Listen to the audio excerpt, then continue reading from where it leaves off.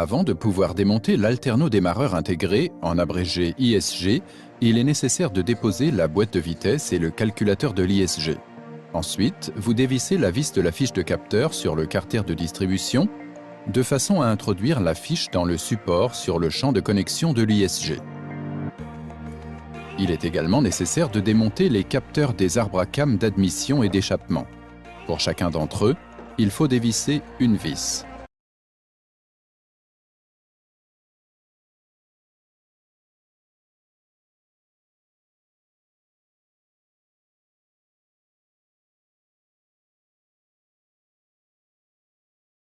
Retirez également la conduite menant au filtre à air.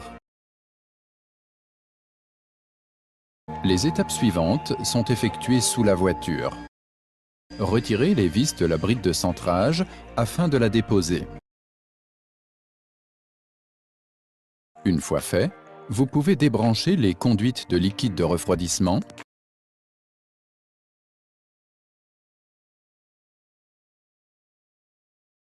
et retirer le refroidisseur d'huile de boîte de vitesse ainsi que le raccord d'arrivée de liquide de refroidissement.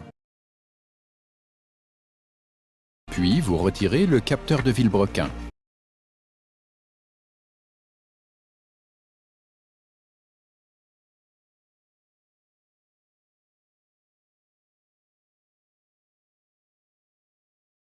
À l'étape suivante, vous démontez la tubulure de dégazage du carter de distribution.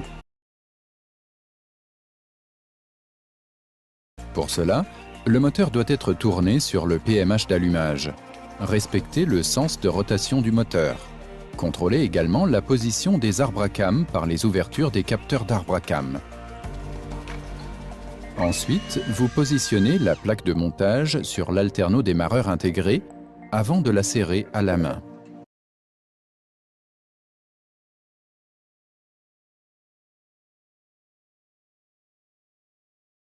Une fois la plaque fixée, vous desserrez les vis de l'ISG côté vilebrequin.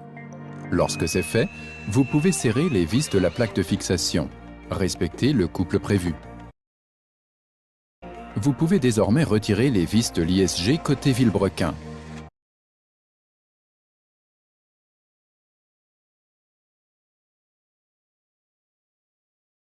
Une fois fait, vous introduisez l'arbre d'aide au montage.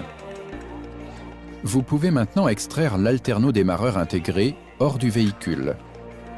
Pour cette opération, veillez à faire passer la fiche du capteur par l'orifice du couvercle de carter de distribution.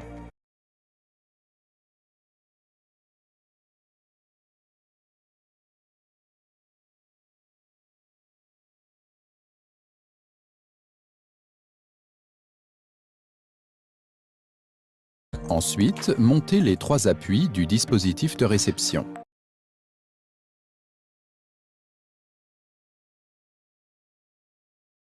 Il est désormais possible de placer l'ISG sur un établi en vue de le contrôler.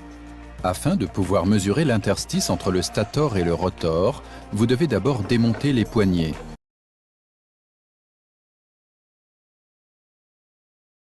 Les dimensions de la jauge nécessaire sont indiquées dans le document vis correspondant.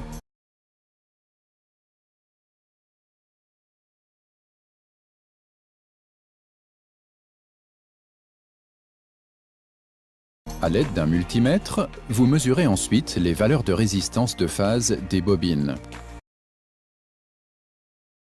Pour cela, contrôlez tour à tour les phases U et V, V et W et U.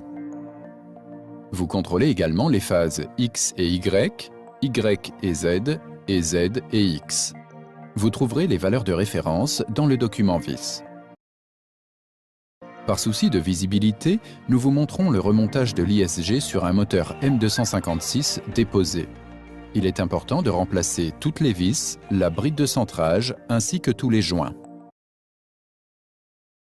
Dans un premier temps, réintroduisez l'ISG dans l'échancrure du bloc moteur.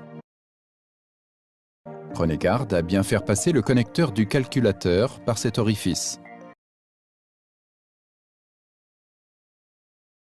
Si tout est bon, fixez l'ISG sur le moteur. Dans un premier temps, ces 3 vis sont uniquement serrées à la main, puis serrées au couple prévu. Le nombre de newton-mètres nécessaire est indiqué dans le document vis.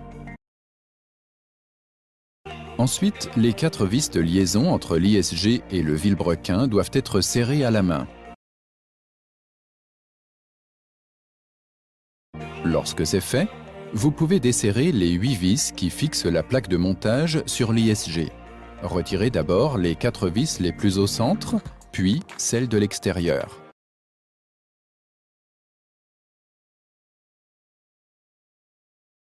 Vous pouvez désormais retirer la plaque de montage. À présent, vous devez serrer les 3 grandes vis extérieures à la main avant d'appliquer le couple de serrage prévu.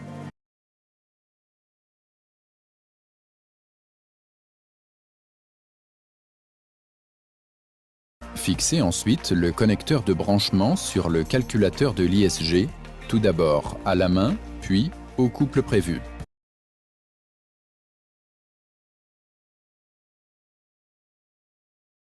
Une fois fait, vous devez serrer les 4 vis qui relient l'ISG et le vilebrequin. Un collègue vous assiste et bloque le vilebrequin. Prenez garde à toujours serrer les vis en croix. Serrez jusqu'à ce que les brides du rotor et du vilebrequin soient parfaitement en contact.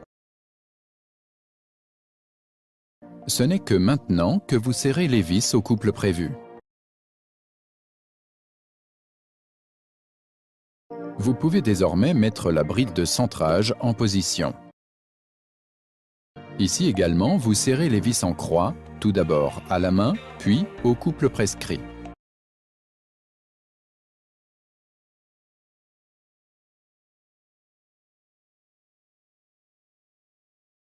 Lorsque c'est fait, serrez à nouveau toutes les vis en appliquant l'angle de serrage indiqué dans le document vis. Votre travail est alors terminé.